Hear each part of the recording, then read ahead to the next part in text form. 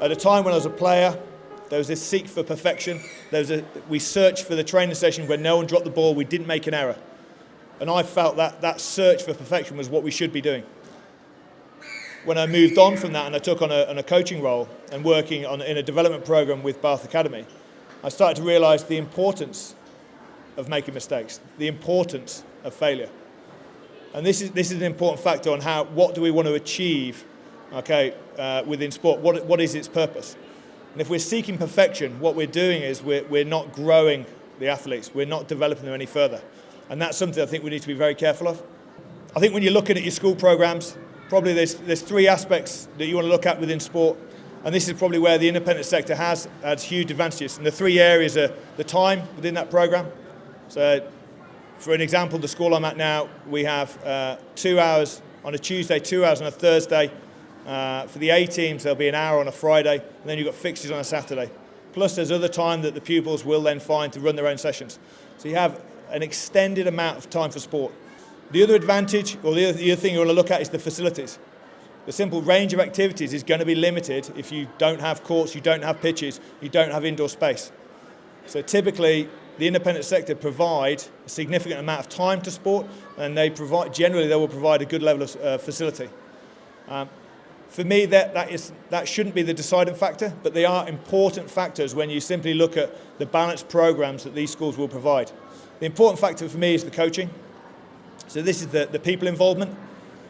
Within that, you look at actually the fixtures you create, the coaching philosophy, the level of challenge, the style you want them to play, the style you want them to coach. For me, the objectives of sport are across the board. We want to create a challenging environment. So challenging is Tom and Ben Curry, one of those boys is on the bench for England today. They were at school 2 years ago.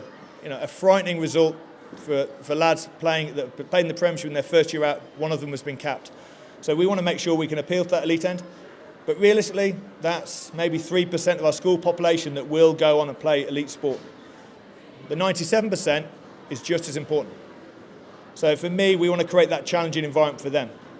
Challenging environment is making sure we've got the appropriate levels of fixtures. So across the board that they're being tested.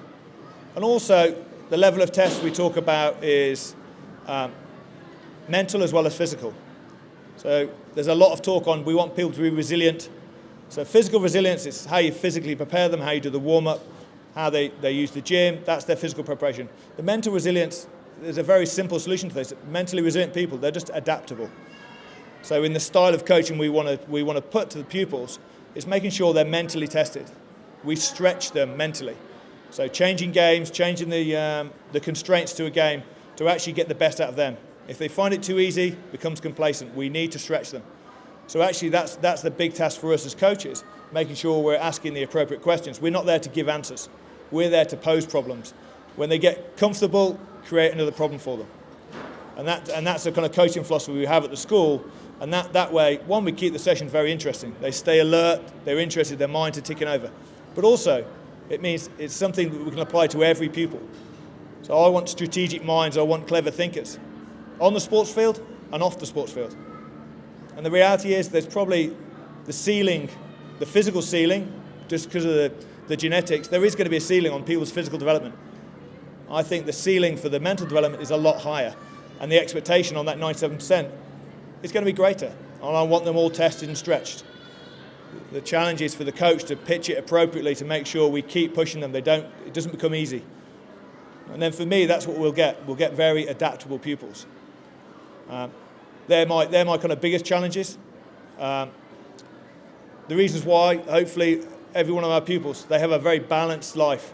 There's a lot of academic work, there's a lot of various other activities, whether it's CCF, whether it's music, and sport must play its part within that. But also, the things they'll gain from sport, the basic health and fitness, and they progress into future life. They go to the gym, they continue playing hockey, they continue playing football. That's brilliant for me. I want that continuation in sport. But also, I want them to understand the dynamics of working in a team. When they're working off-field, in the office, in the law firm, they understand they've got a better level of emotional intelligence, they've got a better level of understanding how their team works and how to get the best out of their team.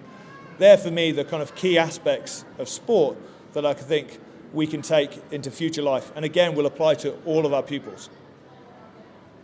I'd like just to take down the road really of a reflection of being in education against being in performance. And it's true to say that in my role in the last 8 months in the Football Association of Head of Women's Performance, most of my experience at Millfield is coming to the fore than actually previously being Performance Director of Hockey or winning an Olympic gold medal in a team years ago where it was in the right place at the right time. I think my Millfield experience was all around the philosophy, developing the individual to the best they possibly can be. And in a competitive sports environment of the independent school sector where the competition level is very strong, it's got to find the balance around the competitive nature of sport in teams or individual to the individual development as well. I think the biggest thing I learned at Millfield was this virtuous circle around the individual. In the largest co-education boarding school, huge challenges around the boarding. But the virtuous circle around the individual was the importance of that house parent, the importance of that tutor, and the importance of that coach. And that was a real eye-opener for me, a learning most probably I could have taken back into my hockey role, and it's a learning I've taken into my women's football role. They are fundamental to the development of the individual. You get that right, the parent will find that very rewarding, most probably very comforting. Most probably the parent will stop micromanaging as well, if you get that right as well. And for me, that was the major driver around the programme. The other area around the programme, around messaging, was around specialisation.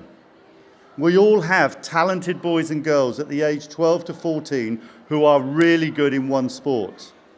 I can tell you very clearly from the evidence I had at Millfield that the individuals who were striving and moving on into professional sport, 2 or 3 with Bath each year into the professional game in rugby, or individuals going off to America for scholarships, going into Olympic programs.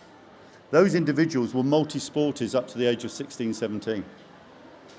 So they had a wider balance, holistically I would call it, around the 4 corners, the technical and tactical, the physical, the psychological, and the social.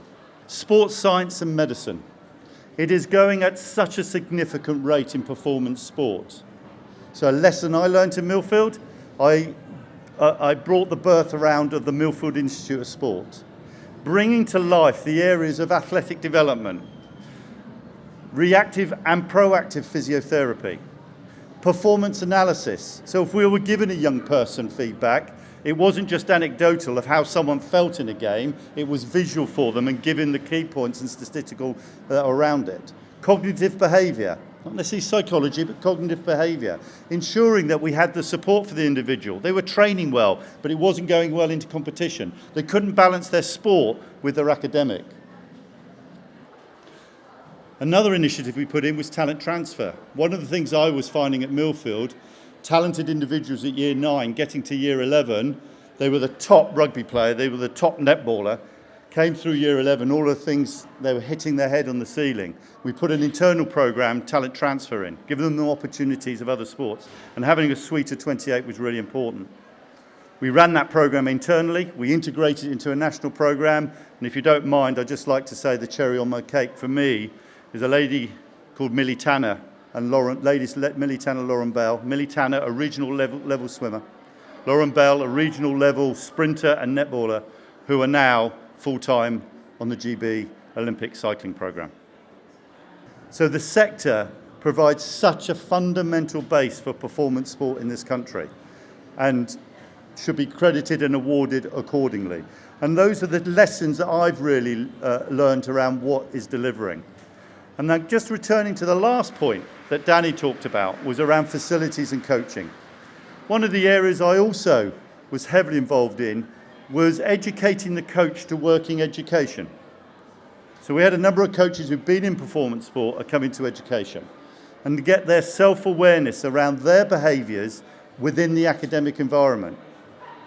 But also the advantages of preparing for their next stage, whether they were going up in a talent pathway in a certain sport, they were going into Olympic sport, or we had a number of players go to Danny as professionals into that area.